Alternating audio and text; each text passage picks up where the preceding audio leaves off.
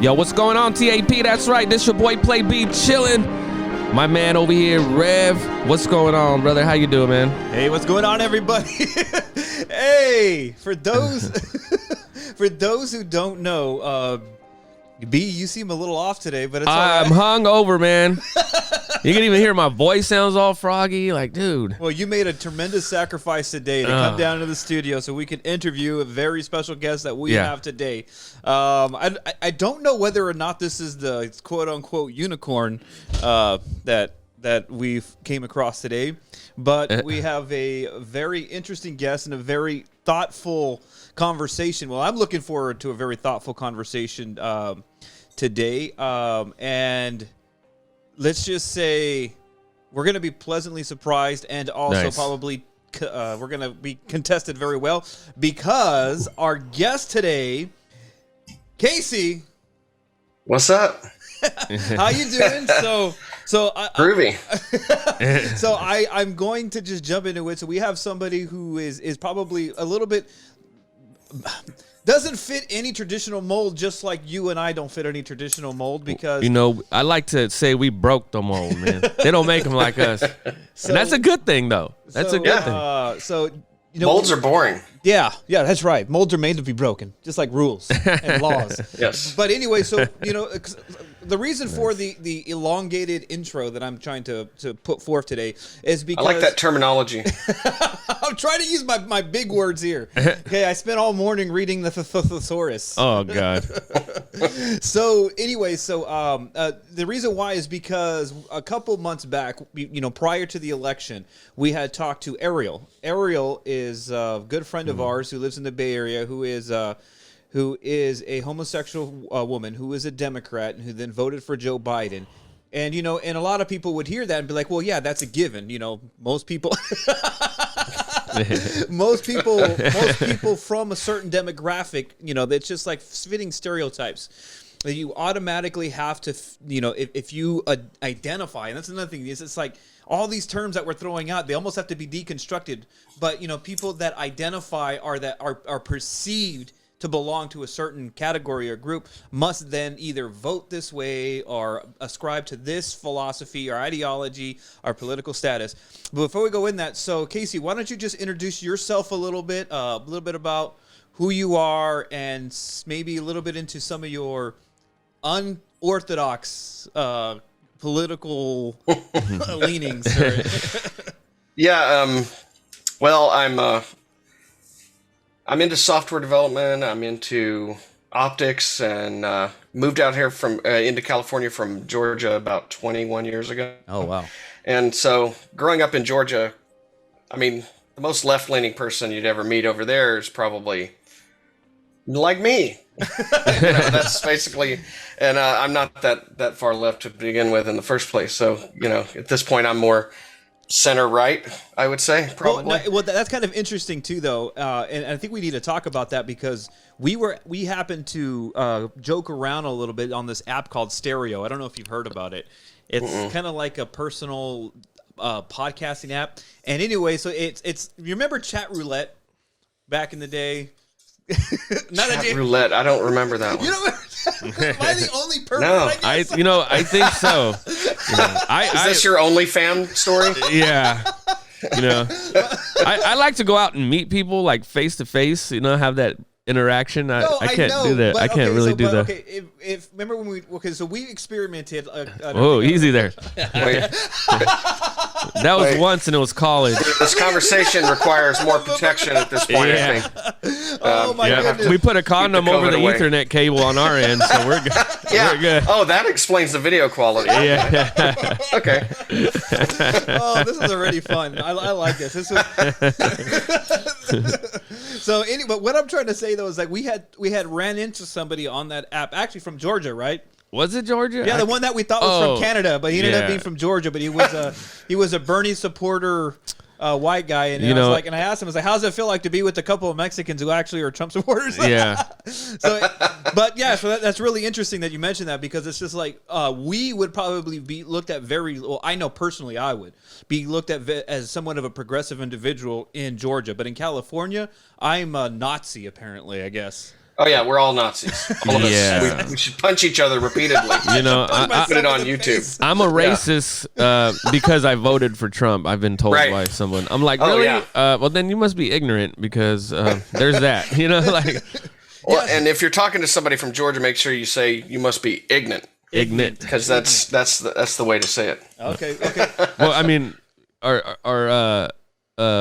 what is it called? Never mind. I can't think. What I was going to say though is the way we pronounce words now could be interpreted as offensive. So I mean, we can't say we can't say a lot of things anymore. That's the problem. I here don't know. in the States. I'm going to say this. I'm getting kind of excited about your low tone of voice. I know. I feel like a man. I think they finally dropped. Oh, nice. Here on the show. Very good for you, sir. So anyway, Casey, talk. Thank you. Yeah. Very nice. It's good for you. Yeah. Oh, you're a man now. Wow. Shoot. Next time my list is to get circumcised. I'll be a real man. Well, I didn't get a choice on that one because I'm white. So you know, they gave my mom the choice, but she's like, if you take extra off, that's all he has is the extra. Yeah. Well, that wasn't a concern of my mother's, I guess. It's like he has 3 legs. I don't want it to look weird, so cut it off. My mom was like, well, I want him to have something. Wait, so did you have an accent, a southern accent at all, or did you lose? I mean, this is how I talk. So Normally, I mean, and this pretty much is this is always how I've talked. Oh, okay. I remember in the good old days before I left Georgia, I've had people ask me before, hey, where are you from? You talk funny. I'm like, I'm from down the street. Yeah. No shit. You talk lived in funny. Griffin all my life. This is not something that is new to me. They're like, who learned you to spoke? So we've already probably established that you are, I guess, a conservative leaning, not necessarily a Republican or anything like that. Correct? I mean, I'll put it this way: if I was in a room with 100 people, and I get a choice between all of them being Democrats and all of them being gun-toting Republicans, I'll go to the Republican room all day long. Nice. Because I would not feel very comfortable with the lefties. So explain a little bit why in Georgia you would be seen more as on the liberal, like. Mainly because I don't get the desire to chain up homosexuals and drag them behind my truck. Yeah, right. That's the reason. So that makes me lefty. Yeah. Well, okay, so I mean, I don't know. I don't know what it's like now. It's been 20 years, since I lived in Georgia. So 20 years, and you were probably you were in your late adolescence then in Georgia when you left for California? When I moved out to California, I was 21. So you were in 21. So now, so it's probably changed. I don't know. It's maybe a lot different now. So where were you 20 years ago, politically or philosophically, when you were looking at the yes, that's in the days where I didn't even know how to spell communism, let alone understand what it meant and whether you should be for it or against it. So I guess you would say I was more left leaning, but it was only because I didn't even care. Right. Yeah. So I didn't pay attention. Yeah, I didn't pay attention to the politics. I didn't really know what the current president had done or had not done, and whether I agreed with it or not. That wasn't even part of my brain. So okay, so for the most part, no, and that's it's funny. Sorry, go. Oh no, ahead. I'm sorry, I cut you off. Go ahead. Well, I was just gonna say when I started leaning more right was coincidentally the same time I started actually thinking about things and wondering where I stood on things. So I think if you start logically looking at, okay, what kind of governments create this kind of outcome? What is the idea of putting individualism first and rights for the individual and putting that above other things versus, give everybody everything for free because everything's free, and actually looking at that and going, one sounds like total fantasy land that doesn't really work. And the other sounds like it actually does work. And it's based on our founding principles. Oh, wait, I guess I'm a Republican. Okay. That's kind of pretty much how I ended up here. It's like, the thing, I think the problem in today's society is at least kids in my son's age and generation, they just don't care anymore. And They just whatever feels good, whatever, doesn't offend me. And that's what I hate. There's no personal responsibility anymore. It's like everybody, why does that guy deserve to have $100,000 salary a year, Well, because he did the work. He went to school, he did what he had to do, and systemic racism had nothing to do with it. You know what I mean? It's like, get off of that already, But the problem is that yes, I remember growing up in high school not really caring about politics. I didn't care about politics until like the last 10 years. Well, even in high school, they didn't really teach it. That's the problem. But the problem is now when you look at some of the things that are going, like California just passed a decolonization is what they're called, or whatever it's being called, but it's basically like they want to turn students into political activists. That's part of the curriculum. Oh, great. And that's nuts. So there's that. I can't imagine making that. I mean, don't you have some STEM to learn? How do you have time to make political activists when you need to teach people how to do math? I just don't understand why you would waste all the time on that. Well, no, and that's part of that's the difference that we're seeing this change in, like, for instance, in California, which is heavily left. I mean, might as well change it to California at this point. Yeah. But when you're going to push this in the school systems, and then you look at pop culture is pushing it. The counter narrative now is that for instance, with Trump, I was never a necessary Republican. I've always leaned more libertarian, always. Even when it came to Obama, I was on the Obama train in 2008 and 2009, whenever he ran. But in 2012, I shifted, and I registered as a Republican and voted for Gary Johnson 2 times in a row. And then when this last time in 2020 with Trump, this is where the first time you saw an anti-establishment candidate for the very first time. Yeah. Like, there's a reason why everybody in the world hated this guy. The Hollywood hated him. The news media hated him. All politicians on both sides hated him. And when you got to stop and think, if he's he threatened the status quo. That's why they were mad. He shook the tree, and a lot of things fell out, and everybody got paranoid. Right. The emperor has no clothes, as they say. But anyways, so and going that way. So I wanted to ask you: are people shocked for whatever reason to find out that you lean this way politically? Oh, well, so it depends, because I don't exactly, being the wonderful homosexual that I am, first, people are surprised about that, because I don't go around talking like this all day and do my hand motions and, so, and that's fine if you're more effeminate. That makes the world turn. Most of my ex-boyfriends have all been effeminate. So, but I can change my own oil, so that usually throws people off. Yeah. So that's automatic. They don't even understand. And then when they get a little closer, they go, "Oh, it's standard white dude." So they probably are not surprised about my political affiliation, but they're more surprised about me being gay than anything else. Well, how about then of course that question of, well, if you're gay, why aren't you a Democrat? It's like, because one, it has nothing to do with the other. Yeah, exactly. Then what, in your estimation and how you look at it, why do some people think that those two things are synonymous? I don't know. I guess because I feel like a real journalist now. I'm asking. I guess the idea of being gay is so against, like, the quote unquote natural order of things that it's kind of. And the left has traditionally been kind of the push the boundaries, push the envelope, and try new things kind of deal. So I think the average homo that puts too many brain cycles on the fact that they're homosexual and forget to actually be a human again and just live and just let your sexuality be a part of your life, not your overriding principle. Yeah. For real. It kind of puts you into that area where you go for the party that wants to give you free stuff. Plus, I think just more degenerates are that counterculture. That whole I want pink hair and I don't want to work. That basically that's the problem. Yeah. But I still want an iPhone. Right. So that means I must vote for the Democrat because they're going to give me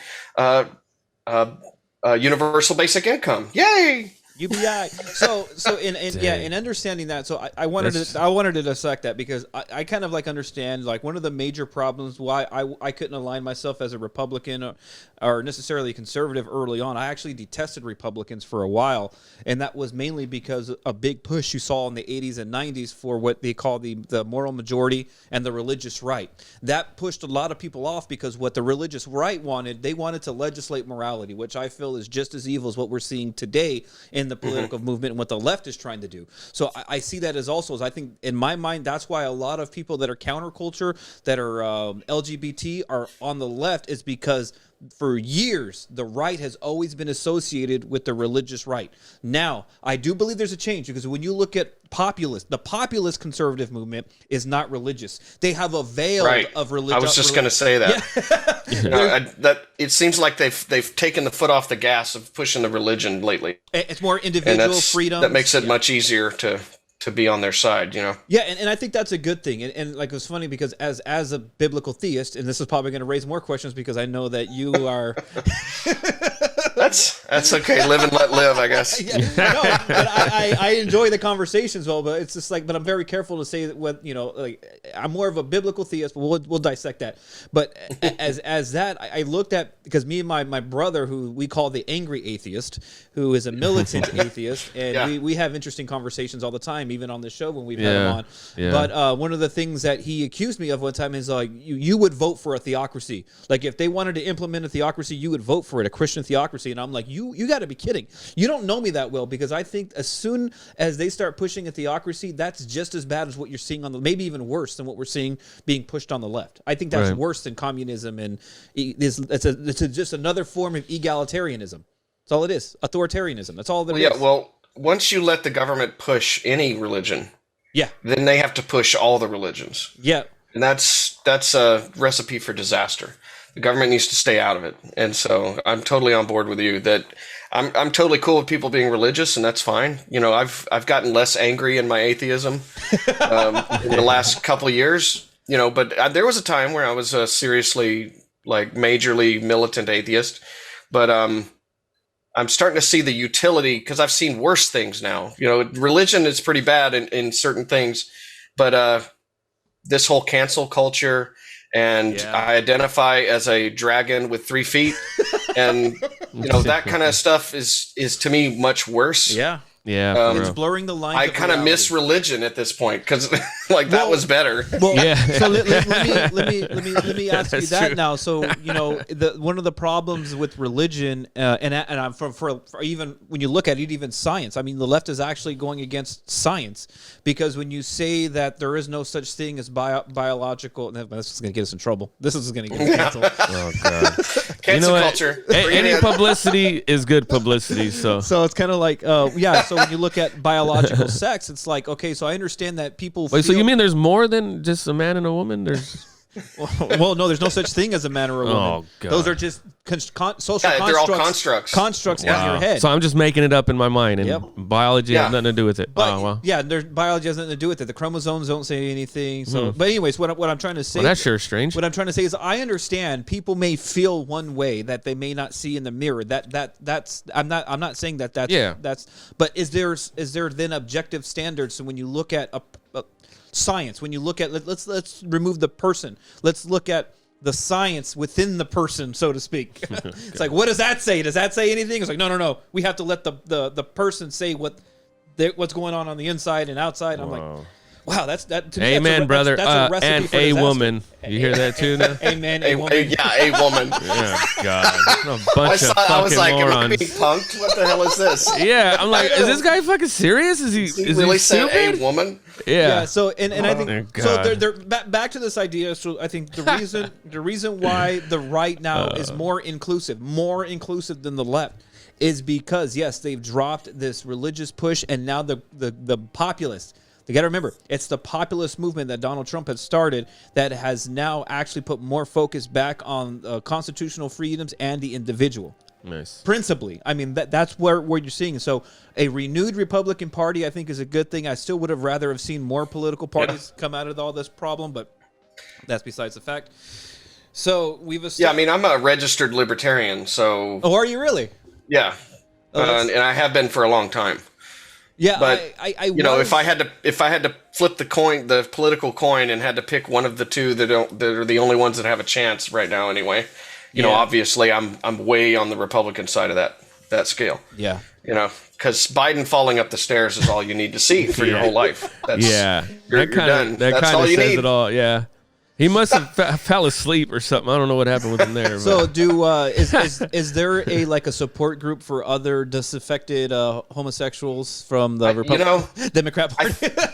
I think if I created some kind of a user group or something for anybody like me, there would be me, and I don't think there's any more. Really? I don't know. It's I haven't met anybody that's quote unquote normal, and you can't say normal now. I don't know why what's wrong with being normal, right? What's wrong with that? Well, it's I don't know. I'm not socially awkward enough to be part of the Democratic Party, right? Yeah. So that's So I have to be wearing a dress or something. Yeah.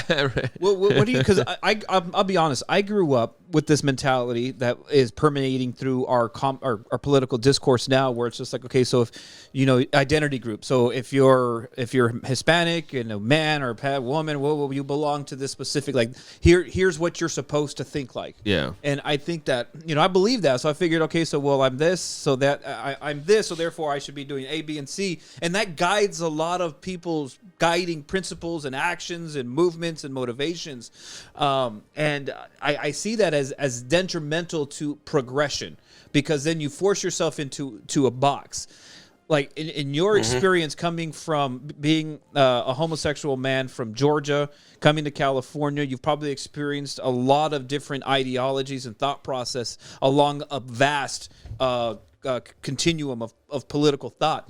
So, what do you, in your opinion, where do you see the most dangerous with people putting themselves in these identity groups, are identifying, like basically segmenting and tribalizing everybody?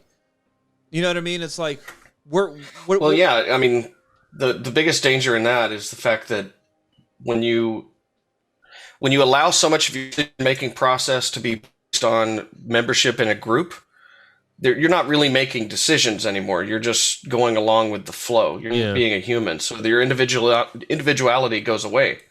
And once individuality goes away, then we don't need freedoms like freedom of speech. We don't need that's right. We don't need any kind of protections, because we're not people anymore. We're a group of people, and it's and that strips away everything that makes each person unique. And in my opinion, the whole reason of being alive. Yeah. Amen. I mean, woman. That's. But it's crazy to me. And plus, if you fall in line with these little groups, now you hear about Google going from cookies to these cohorts. Have you heard about that? No. The way they're going to be doing advertising and everything is changing. So they're doing it. They're talking about it like, oh, we're trying to keep the privacy. Da da da da. They're basically going to be blocking third-party cookies from working on a Google browser, the Chrome browser. So, and what they're going to do is try to anonymize the user and place them in a group based on identifiable characteristics, like this person goes to websites about cars. Okay, this person also goes to websites about beer. So this is a part of the I like cars and beer cohort, and that groups users anonymously, supposedly, in this cohort, and then advertisers will get like a cohort ID or whatever, something like that, and they're able to target ads. I want to target this group because they like cars and alcohol, and this is, I'm selling a beer cup holder for your car. And in some ways it's good for privacy, but it's also a way for Google to basically muscle out any third-party people from using existing technology. It's not. You're basically. It's good and bad. Yeah, there's no variety anymore, so to speak. It's like we're gonna then, because it's basically like a philosophy that's basically gospel truth. It's like, okay, this segment only thinks this way, and we're gonna continue feeding that. But anyways, I digress from that. So let's talk about technology, because we all know that the political political ideology permeates in what they call the Silicon Valley, the tech sphere, right?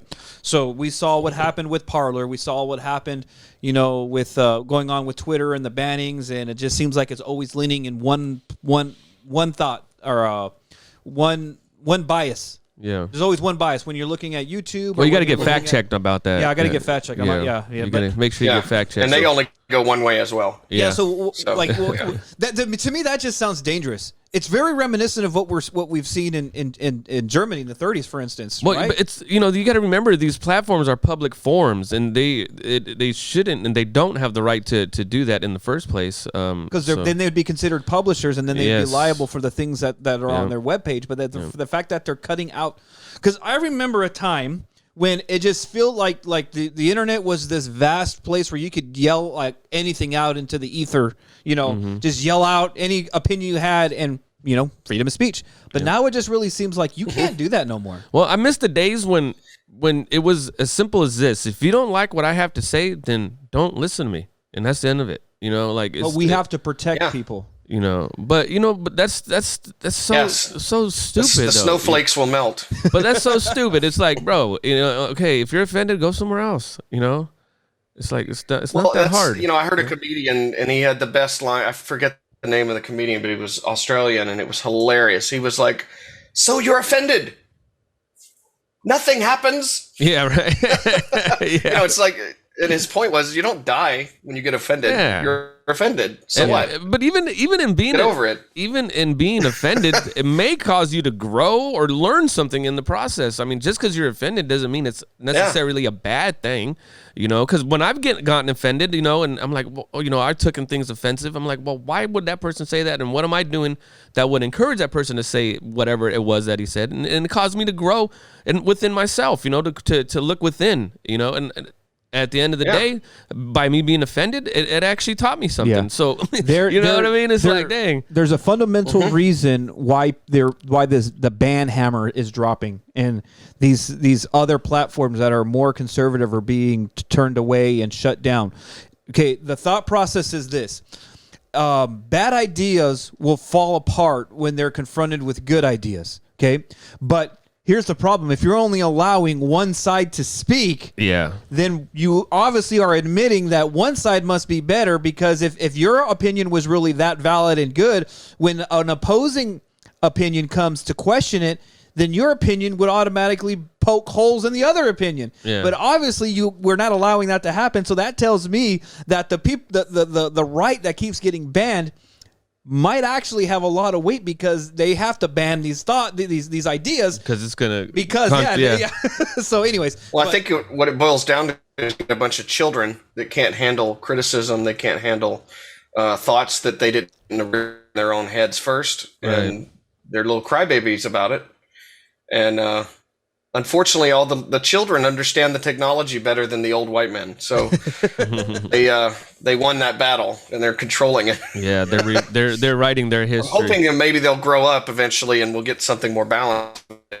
It's kind of scary. The whole landscape is pretty scary right now. Yeah. So are you kind of messed up? Are you excited as a homosexual man about the supposed first cabinet member of being homosexual, I guess, Mayor Pete Buttigieg, who's the transportation director under Biden? Was he the first cabinet member? No. I don't really know anything about him other than his name is weird. Right. Well, no, and because it's really close to booty judge or booty knocking or something. There's some booty action going with that name right now. You can't say that anymore. That's offensive. Well, no, and I was kind of being kind of sarcastic in that response or in that question, because a lot of the things that we were seeing is like, okay, I remember that was floated for Buttigieg is going to be the first homosexual outed homosexual as or out open homosexual who's going to be a part of president's cabinet. Who cares? Well, who cares? No, and I get that, I understand that, but the reality is Trump actually did it first. He had an ambassador. Well, yeah, of course, because and I don't know. He was a populist president anyway, so he probably had somebody say, hey, throw this guy in there. It'll be good press. So he did it. Why not? Yeah, but anyway, our new transgendered my goodness person. I'm losing my memory on the name, but I know you're talking about. Yeah, it is not impressing me too much. Okay, so and I know we talked a little bit about the gendering thing, and I remember that I was watching Steven Crowder show. I don't know if you're familiar with Steven Crowder, but he had somebody on, and they were talking about like this whole. They weren't specifically talking about gendering, but they were talking about. Oh God, let me get this correct. Juno, what's that? Oh, yeah. Page. Ellen Page? No. Elliot now. Elliot Page. Don't misgender. You're gonna get. That's canceled. retarded. No, I don't care. But the point is, it's just like they kept talking about it, and they kept referring to Elliot as a she, back to where and it was just like, wait, we can't. Have you looked up Elliot's Wikipedia article? No. Lately? No. It's if you just read the first couple paragraphs while it's talking about Elliot's previous things that he has done and awards he got for playing this woman here and this woman there. It's very awkward the way they have to word it because they can't dead name her. You don't want to refer to the fact that the person was born a female and played female roles right up until about 5 seconds ago. You can't refer to that properly, so you have to say he. It's just stupid. It's really is, stupid, man. It really is. That was when I think if you're talking about a past moment when that person identified as a female, you should be able to say she did this then. Because she was a she then. That would make too much. That would make too much sense, and it'd probably be. Elliot has not been Elliot forever. This is a new thing. We don't want to forget that. Wait. What's Jenner's? Is it Caitlyn Jenner? No. Yeah, Caitlyn. So who won those gold medals? Was it Caitlyn? Right. No, Bruce Jenner won those medals. He won those fucking medals. That's the name on the medals. Hey, did they get like a whole new credit score and everything? Did he have to show up or she have to show up and bring the old medals and say, now you must re-engrave them as Caitlyn? Yeah. Because, now we got to change history. Yeah. Did they get a new social security number? Yeah, like I can't go to jury duty because that person no longer exists. I'm Caitlyn now. So. Yeah.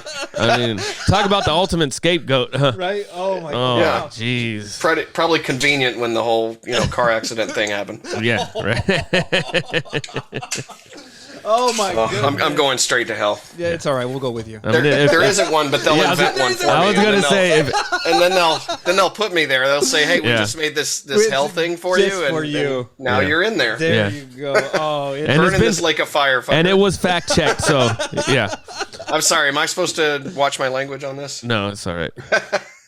Oh my goodness! Well, it's been very interesting so far. So, I know there are a couple other things too. Those you're not just the political unicorn, so to speak, but you also have. I love unicorns. You can't say unicorn. That's offensive to horses. It's offensive to furries. It's offensive to horses.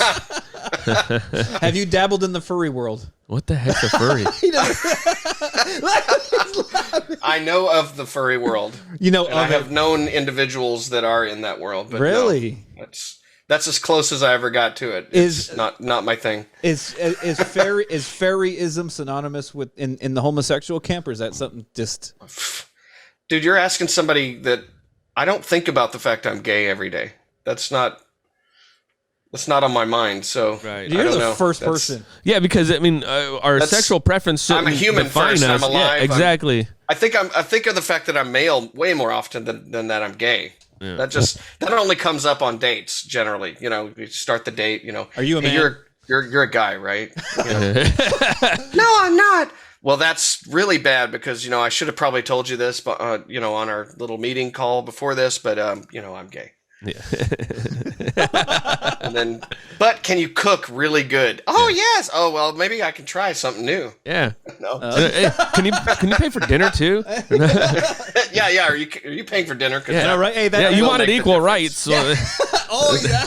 There's that. Equal rights, gender roles. Hey, if I pay for your dinner, that's only me contributing to the patriarchy or whatever.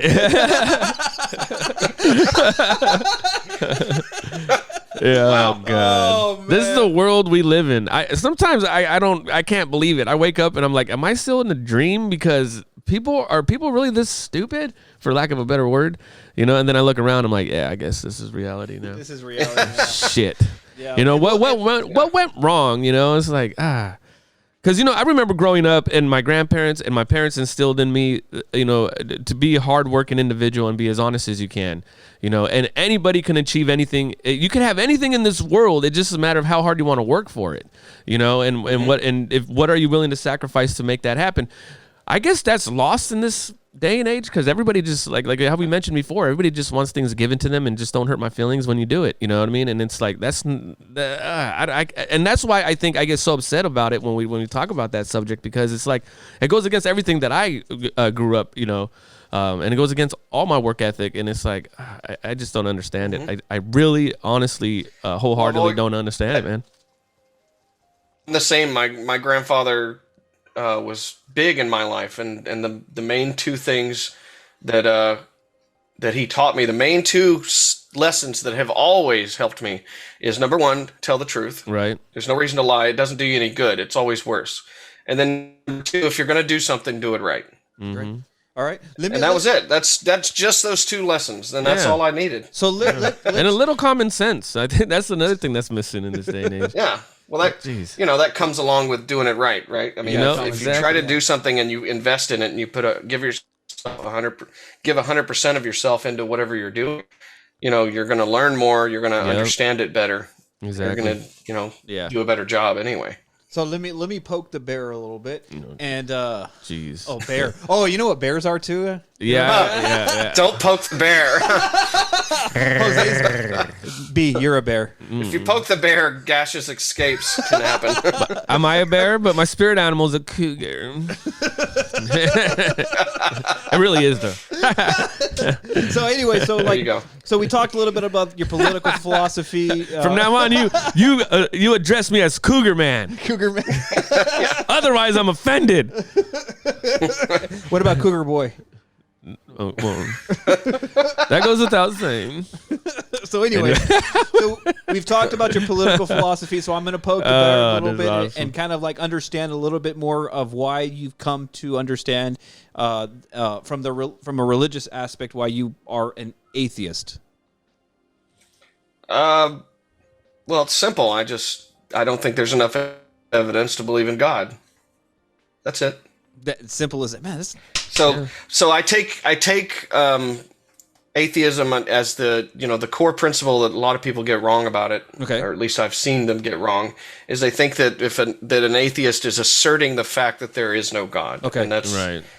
Anybody who's actually saying I'm not sure there's no God is an idiot, number one. And number two, they're not being an atheist, you know. Mm-hmm.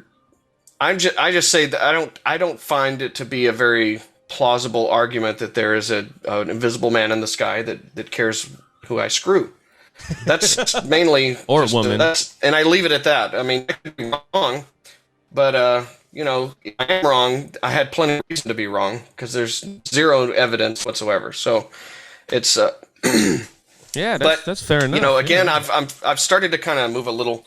I used to be a lot more militant into the whole atheism scene, and really just that was my whole thing. I think I've gotten over it a little. So it's just another aspect of my personality, you know.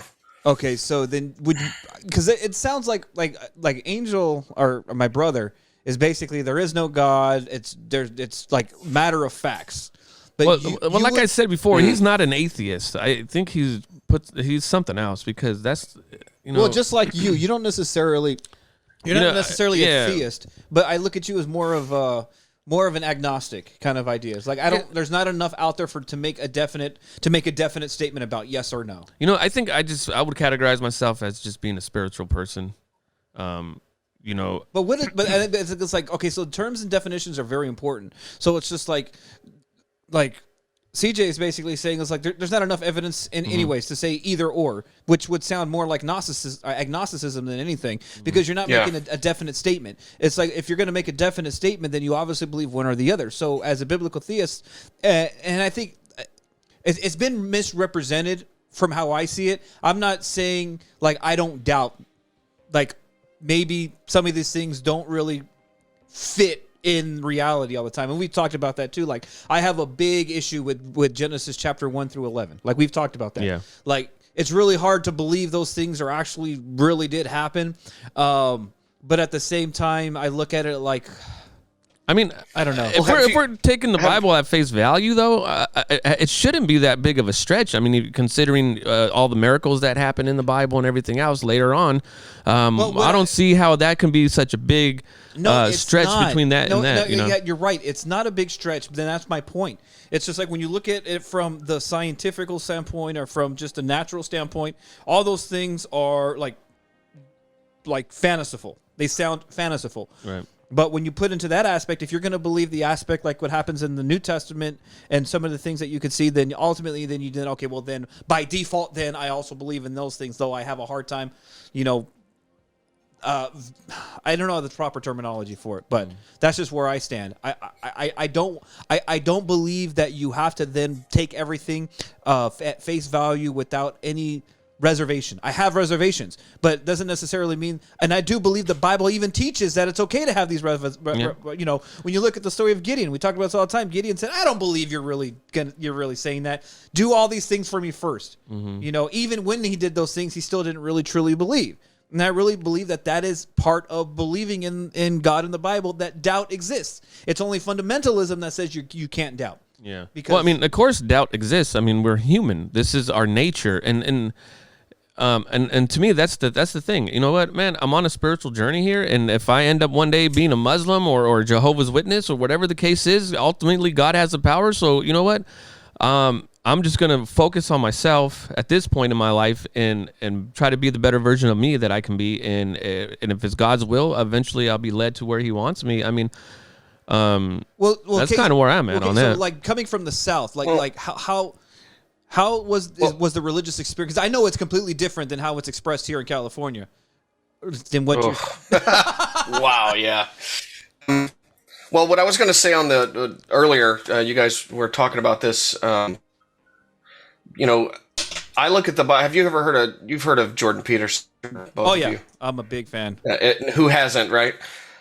And I started watching his biblical series where he dissects each book, and he's going into crazy detail, but he looks at it more as, these are stories that have been told over and over and over. They're archetypal for thousands of years, and they're distillations of concepts. Yeah, distilled into their archetypical or whatever that word is. Yeah, they're pieces, and it's distilled down to a very pure form. And it takes a while and these stories are memorable, and they have, tons of meaning behind them. Yeah. So I'm starting to slowly, my angry atheist is leaving the building, and more of my understanding of coming in going, you know what, there's a lot of lessons to be learned in these stories. And I still don't think they happened. I don't think they're true, but are they real? Yeah. I mean, what do you mean by real? I mean, the fact that they actually describe the human condition in a very succinct way, I think they're very real when it comes to that. Yeah. Right. And it's not simple to describe what it's like to be a human, to be a person, to be a father, to be a good person, to, do the right thing. That's super complicated, and these stories kind of teach the story of that and break it down. And I'm really having kind of a new look at the Bible on that, from that angle. It doesn't have to be 100%, literal. Right. It has so much meaning and usefulness without that. Mm-hmm. Yeah. No, and I second that too. But as far as religion in Georgia, I didn't even like going to church, because you go to church and it's a Baptist church. So Baptist, they tend to sit up at the pulpit and they scream at you, fire and brimstone, and you're going to go to hell if you ever adulterate against this and that and the other thing. And if you're a, fancy boy, you're going to really lose it, and blah, blah, blah, and burn in hell forever, Yeah. And it's just, and buy Dodge trucks. Face, like the crimson facial level was real, Yeah. Well, and I think that's it's basically left there feeling bad about yourself. Yeah, that's how they control you, man. And yes, well, that I think that's part of the problem too, because I used to think that not I didn't think that way, but I would sympathize with people like when I look at homosexuals, because I've known plenty of homosexuals growing up, and my uncle was actually gay, and he died in the 90s, and surrounded by this people, they are with people that felt that way strongly, and then you look at the churches, even the church we went to grow up, there were some people that came in that had that proclivity, and I'm looking at it. And I'm like, okay, so how do we then address this? Obviously, the church for thousands of years already has failed in understanding what's going on, because there was that whole debate. Well, if God made me this way, then so on and so forth. And I think it's just it's not just a behavior. And I think that's part of the problem. A lot of people want to just say it's just a behavior. Just stop doing that thing, and then God will love you more. And it's like, well, no, that's not right. Do I believe that people are born with that? I want to say proclivity or.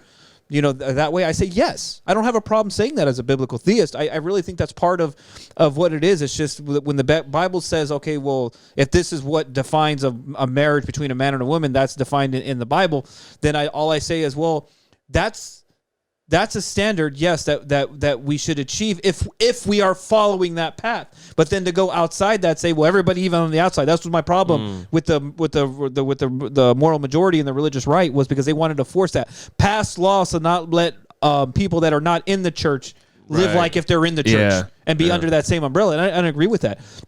And I think it's the same way I feel now. But I do believe that people that just go up to homosexuals and say, we just need to stop doing that. That's the wrong approach. I'm sorry, it's not that easy. There's a lot to it. And I'll go even one level further than you did, and I will say that I don't know how you would know for sure that people are born gay. I mean, maybe we are, but maybe, just maybe, and nobody likes this argument, but maybe something happened in your childhood that pushed you one way or the other. I mean, maybe it was caused by something. Maybe as a biological unit that only pushes its genes forward but through the act of procreation. Maybe the only way you don't do that is if something goes a little haywire somewhere in your development. I don't know. Well, no, it's a complicated. I don't know. It's complex. I don't think there's one answer either way. I mean, like for instance, like what I would say is that I think experiences do dictate, because we're not born or raised in vacuums. There's so much that happens around us and to us that kind of like help us get to where we are. Just like I don't believe that, even though when you look at statistics, a certain one, I'm not going to say which group, but one group tends to be incarcerated more than others. I don't believe that's indicative of their race. I think there's a lot of social aspect to that goes into that. And then when absolutely, 100%. When it comes to especially homosexuality, when I say do I believe people are born that way, it's not necessarily that they're automatically born gay. What I say is they're born with a certain proclivity that if experienced throughout life, if it gets, let's say, nurtured or just stroked. Maybe some people are more open to it. Poor choice of words poor choice on the stroked part. Yeah. But you know what I mean. I think we're talking the same way. Keep saying all my favorite words. Yeah. Right. We're gonna have to just start charging for this episode. I know, right? $9.99. That's 99 cents the first minute. 99 cents. Yeah. So, but anyways, and that's where I sit on that, because it's just like, you grow up. One of the reasons that pushed a lot of people away from the LGBT community is because that's the way the church, looked at a lot of people, and but I don't want to go into all that, because it's a whole but even then, I mean, what gives the church the authority to even, say these things or proclaim these things? Because I personally don't have nothing against homosexuality or homosexuals of any kind or gender or whatever. That's all good. That's all good. But just don't expect special treatment from me, because you know what? You're a human just like me, and that's where I'm at on that. Like, I'm not going to tiptoe around you because you choose. That's your right, and I respect it. But don't be mad at me when I choose to kiss my wife or something, because that's happened a couple times. Okay, wait, let me ask this question, because this is really important, because the Equality Act is just being pushed through, is in the Senate right now, I believe. It's waiting for approval. So what that basically does, It takes LGBTQAAI. You know, that just sounds like a delicious plus sandwich minus or something. negative. Yeah. BLT. Yeah, it sounds like a delicious sandwich. Oh, it is delicious. You should sounds like a really dirt programming statement. So anyway, so it basically what it does is attaches people that are of that persuasion of that group into the Civil Rights Act. So if let's say, for instance, a church or a religious organization refuses to hire somebody because of their orientation, then that person can then sue the religious place. So basically, it takes the freedom of religious expression away from organizations. Which, like I said, it's tricky because I'm like, well, they're a religious organization. We have a right to religion and free speech. There's a fine line when you go from, you want to protect people from being discriminated against. I get that. But when you go so far that you're going on the other side of the coin and you're discriminating against people's right to associate as they wish, like if I only want to hang out with homosexuals, I should be able to do that. Right. And if that offends straight people, screw them. Yeah, that's their problem. It goes the other way. Yeah. If a religious place only wants to hire people. Well. Yeah. We got a man with a mission. We got a man with a mission, and he's going to see it through. It's a difficult mission. Don't say it's impossible. I have faith. This has been fact-checked. Faith in alcohol. I only need one of those. Yeah, right. I'll take the alcohol. When a religious institution wants to be able to hire and or add members based on a certain group membership, they should be able to do that. As long as they're not out in the street trying to oppress people. Right. Give me a break. If you don't like what they do inside that little church building, don't go in. Exactly. Yeah. Leave it alone. Let them do their own damn thing. Yeah, and I'm with you on that one. And that's to say what I think is okay. Well, if gay people want to congregate and have then start your own church. You know what I'm saying? Well, there is one. There's one here in town. Actually. No, yeah, I know. Well, they already have their own church. Yeah, but I mean, Catholic church. You can't touch me. You're not my priest. Oh, he did not do it. He did not go down that road. Yes. Sorry, Catholics. Yeah. If people get offended and can't take a joke, well, then this is not your program. Like how many pastors and priests and religious people that are proclaim to be religious but actually get in that. Yeah, But anyway, that's a whole other. So we're coming up to almost an hour already. Isn't it almost an hour? 51 minutes, 48 seconds. Oh, nice. So here in our closing less 10-minute window here. So here's what I want, because I get this criticism all the time from people that listen to the show that you guys do a lot of talking, but there's not like really any resolutions or any thoughts process or what we're answers to the things we're talking about. So I wanted to ask you, Casey, considering everything that you're seeing, because everything looks dire. Because at this point, religious freedom is going to be going away. Individual freedom seems like it's going away. The Second Amendment looks like it's being, infringed upon. So it's just like, and coming from where you're coming from, would it be exciting to see more people that are, and I know we don't want to be identified. We don't want to be thinking more or less, like our straightness. I don't think about our straight, I don't think about our, well, I don't know how straight I am. Whatever. You're about as straight as a freeway, my friend. But anyway, because I hate that. Sounds weird to me. It's like I don't want to identify as my sexual preferences. And that's the thing. None of that should matter to anybody. My point is, it's stupid, waste of time. Yeah. But it's so important to so many people. Why? Who gives a shit? I don't care what you do with your dick.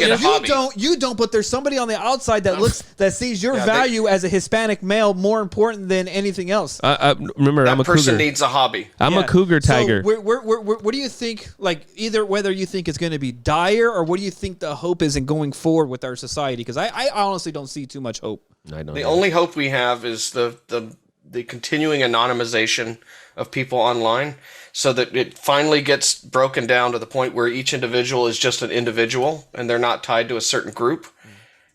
And that's where we need to go. We're all humans. It doesn't matter if you're male, female, black, white, gay, straight, transgender. It doesn't matter. You are the person you are. Right. And every individual is different. So there's no point in breaking up groups, because you can keep subdividing the group down to the point where you eventually get to where each person is separate. Yeah. And that's the joke of all of it. All this whole what is that term that they use, that intersectionality? Yeah, intersectionality. Where you're black and you're left-handed and you're gay and you're a woman. And you're missing a leg. Yeah. I've been on that website. Yeah. And you can grow a mustache really good. Yeah. And your value is attached. You keep adding attributes. You just end up with I am Casey. Right. And no other person is Casey. Yeah. So that's the end result of that anyway. So why don't we just go straight for it? Individual. Everybody's an individual. That means we need to protect individual rights. That means you can't have one speech be better than another speech. So everybody's speech must be equally protected. Just because I don't like what you say doesn't mean you don't get to say it. I mean, everyone needs the right to say whatever they want. Just change the dial. There's a fundamental problem with conservatism and individualism, and that's we just want to be left alone. But then again, we also don't want to participate because we want to do our own thing. The problem with there's a fundamental fail in that because the left mobilizes because they see themselves as group identity. So they're automatically already in a group. All they got to do is tell the rest of the group. Well, I don't look at it as a problem that the conservatives have. It's a benefit that the lefties get because they get mob power. Well, but mob there's power. There's no mob on the other side to mob back. I see your point. Yeah. So then my question is there going to come to a point like you see like the Proud Boys and other people that are being vilified as whatever they are, but yet Enrico Otario, the leader of the Proud Boys, is actually a black male. Anyways, but I digress. You can't say black and male in the same sentence. That's racist. It's okay. I'm part black, so I can say that. You're canceled. Yeah. I'm black from the waist down, so yeah, I can say it. Oh, they're very, very, really? No, I'm just kidding. Prove it. I'm more of a... Prove it. Pictures or it didn't happen. Yeah. Let me get my zoom lens and... your cat eye lens or the fish lens. Let me do a quick trim job. eye. I'll do a trim job and we'll get lower angles and There you go. And then 15 millimeter. Get that wide angle going. I'll get a ruler next to it with centimeters on there, and we'll make them look like inches. I'm an optician. I got a millimeter ruler for you. Oh man, really help out. I'm gonna have to show that to my wife. Like, look, babe, see, told you it was average. Average. So anyway, 6. Yeah. Now it's 6. Wow, why so much? 6. I'm happy with the 3. Fuck. Shit. But before we go, though, I want to finish my thought. Hold on. Ahead. Keep that thought. Okay. So here's what I was saying. So it's like, do you feel like considering that there is going to come a time where people on the right or the conservative movement or individuals going to have to like mobilize, like the left is mobilizing, whether it's protest, whether it's this is very dangerous language and speak to a lot of people. You might get on a watch list for this. Yeah, well, I know, but I'm just saying not violent. I'm not talking about riots. Like yeah, I know, but that's how someone's going to interpret that. Yeah. But do you think there needs to be some kind of mobilization from people that think that the way we think? Well, that would certainly help, but it's going to be hard to do that because everybody's going to have their own version of what they care about. That's the problem with being an individual, right? Yeah. Man. Yeah. We need like an overriding principle of just keep it simple, stupid, free speech. That's it. Mm-hmm. Yep. Everybody who's for free speech, get together, be a group. Nothing else matters. This group is nothing but free speech, and that's what we're pushing. Mm-hmm. We're not pushing left, right, middle. But down. in all reality, the left will fall. The fault automatically should fall into that either because it's protecting them. But if you have like my speech is better than all of your guys's, then that's the only problem that we're going to see. But anyways, so they'll be against it instantly because they don't like free speech because it allows people to say things that upsets them. Yeah. So one last thing. We're going out. So that was it was a great conversation. I know we can go a whole lot longer than we're going now. So we got to do this again. Also, does it make dating hard for you being a conservative Trump supporter, Trump voting gay man? Well, I just got out of a 5-year relationship, so I don't know. I wasn't as much of a Trump supporter when I started, but the last time I was single, Yeah. So I'll let you know in a few months. I'm sure it would. It does make the filtering easy because I'm looking for a very specific individual. Right. So B will follow you on Grindr. Swipe right, or what is it? How does it go? Like I don't know. I've been on that. I almost believed you for a second. It was for research for the podcast. I was just doing research for the podcast. That's my story. So, anyways, but I did want to real quick touch on how you were saying how we get some flack for not coming to resolutions or anything. But I think that if that individual is saying that, then they want to go watch a news show. When you typically say podcast, and maybe this is getting washed out somehow or the definitions changed, but typically when you think of a podcast, they're usually left open-ended so you can make your own conclusions, and that's kind of what I'm going for. We kind of just put our story out there. Everybody state their opinions and facts, and we'll leave it to the end user to interpret it how they will. That's kind of why we do that, though. I think it's important for us to let people know enjoy it, as why we do that. I figured I'd just humor everybody to just say, hey, we are also thinking about other ways. We're not just telling you the world is crappy and sucky. But there are bright sides. So, but CJ, thank you very much. Awesome, sorry, CJ. I'm sorry. Casey. Why did I say CJ? Oh, wow. I don't even know a CJ. Sure, huh? Do I know He was talking about Grindr. I thought he was CJ. Oh, yeah. It was Grindr. That's what it was. He was talking about Grindr. So it's okay. Casey, I get called Corey. I get called Chris. I get called everything. You do look like a Corey and a Chris. It's the C. But anyways, Casey, thank you very much for coming on. This was very insightful, and we got to do it again. Yeah, it was fun. Got to do it again and talk about other things. I know you're coding and doing video gaming. And nice. So we do need to talk about that. I want to get into more of a pop culture gaming kind of thing. Are you into wrestling at all? Like watching it? Yeah. You're from the South? Not really. Yeah. No. They got wrestling. I liked it when I was a kid, but the moment I realized it was all scripted, it was like, nah. Okay. Yeah. But anyways, so Casey, thank you for coming on. This has been an interesting conversation. Look forward to it continue going on in the future. So I've been your boy for the hour, Sir Rev, Play B, and also Casey, thank you. You have been tapped.